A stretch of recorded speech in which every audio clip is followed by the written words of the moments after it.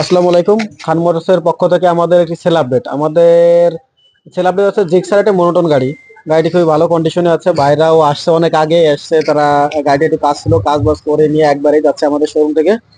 তো ভাইদের কেমন কি লাগছে, আমাদের এখানে গাড়ি আছে কিনা, সে তো আমাদের থেকে আরো গাড়ি নিয়েছে। ওই নগদেই তার একটা জিক্সার গাড়ি আমাদের থেকে নেওয়া। তো আমরা শুনবো তাকে আসলে আমাদের এখানে সে কেমন কি লাগে, আমাদের এখানে বাইক আছে কিনা, আরো দূর দূরান্ত থেকে লোকজন আসতে পারে কিনা। তো এই কেমন কি লাগছে আমাদের এখানে এসে আপনার?